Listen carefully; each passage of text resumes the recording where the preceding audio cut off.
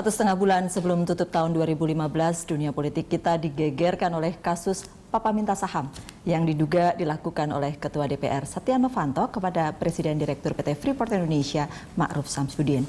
Di ujung proses persidangan di MKD, secara mengejutkan Setia Novanto mundur dari Ketua DPR. Keputusan Sudirman Said melaporkan Ketua DPR Setia Novanto ke Mahkamah Kehormatan Dewan membuat parlemen gaduh. Menteri SDM melaporkan Setia Novanto karena diduga mencatat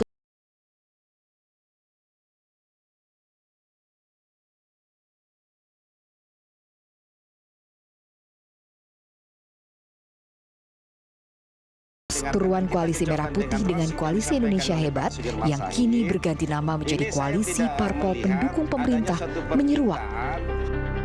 Dalam sidang MKD yang menghadirkan Sudirman Said, Ma'ruf Samsudin, Setia Novanto dan Luhut Binsar Panjaitan, terlihat siapa saja anggota DPR yang terindikasi membela Setia Novanto. Dan siapa pula yang secara konsisten menggali dugaan pelanggaran etik yang dilakukan Ketua DPR. 16 Desember lalu, sidang MKD mencapai puncaknya dengan menggelar sidang putusan. Lagi-lagi, 17 anggota MKD terbelah dua. Namun sebelum MKD mengambil keputusan, kejutan terjadi tatkala Setia Novanto menyampaikan surat pengunduran diri dari jabatannya sebagai Ketua DPR. Dinyatakan ditutup dengan menerima surat pengunduran diri. Ya, sesuai yang disampaikan Pak Kris tadi, moga-moga ini benar gaduh yang diminta Pak Kris yang sini. Oh iya, ini kegaduhan yang etis. Karena kegaduhan itu ingin menegakkan etika. Okay. Ya kan? Karena kita rakyat sebetulnya ini kegaduhan yang diperlukan. Yang diperlukan, Ya. Sangat diperlukan. Karena apa? Karena kita itu sangat cemas. Kok orang-orang yang sangat mulia itu, ya kan, tidak mengerti kemuliaan. Dan etika itu hanya dipahami sebagai aturan untuk mengatur perilaku, bukan dipahami sebagai sesuatu nilai yang bisa menuntun hidup mereka. Okay. Nah, ini diperlukan sedikit lagi. Ini diperlukan oleh manusia-manusia yang mulia itu untuk apa? Untuk bisa mempunyai kompetensi refleksi. Karena dengan refleksi baru tahu bahwa oh, saya ini manusia yang harus tahu etik. Okay. Sebab kalau yang tidak tahu refleksi, untuk keberadaan dirinya pun nggak ngerti. Ya, karena dia manusia maka bisa refleksi. Tikus itu tidak mengerti dirinya tikus. Tapi kalau politikus tahu dirinya politikus. Oke, Pak. Ya. Tapi bagaimanapun juga itu memang kasus besar ketika kemudian pimpinan lembaga tinggi negara mundur.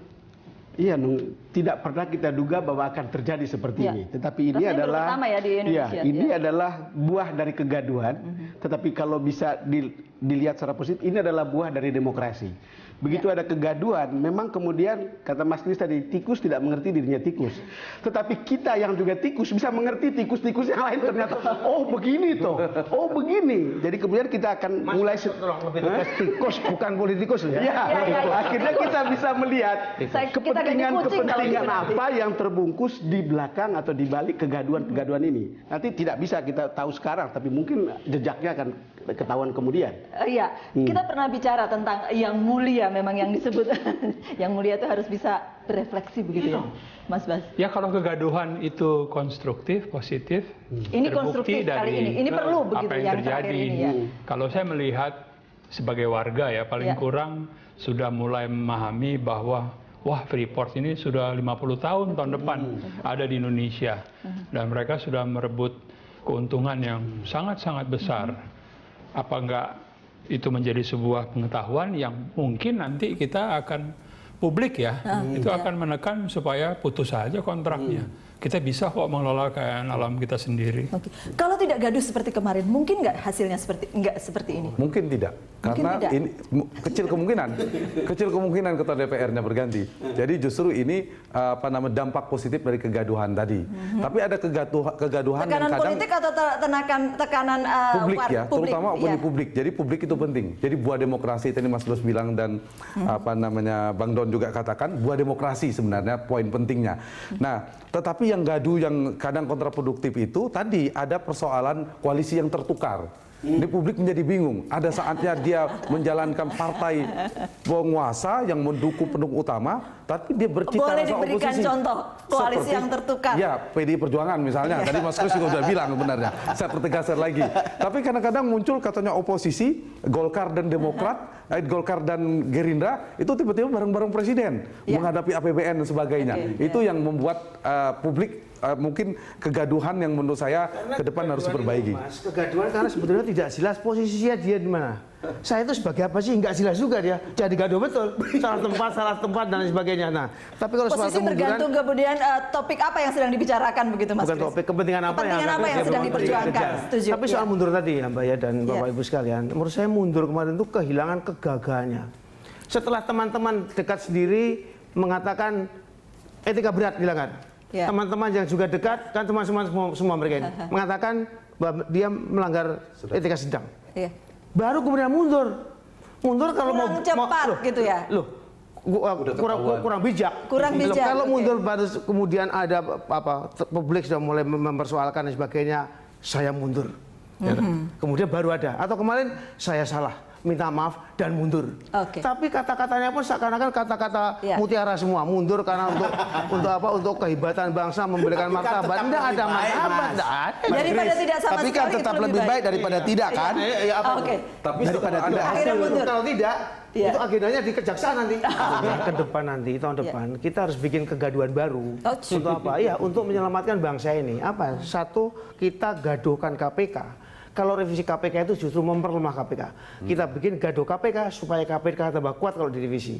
Yang kedua adalah kegaduhan yang saya kira menjadi sangat penting karena ini menjadi roadmap untuk apa? Untuk supaya kita mempunyai pemerintahan yang efektif. Adalah kegaduhan untuk bicara mewacanakan mengenai apa itu pemilu konkuren.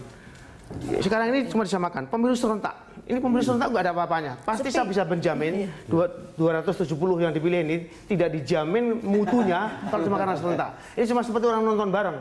Tapi kalau pemilu konkuren, bagaimana kita mengatur desain pemilu agar pemilu presiden bersama-sama dengan pemilu DPR.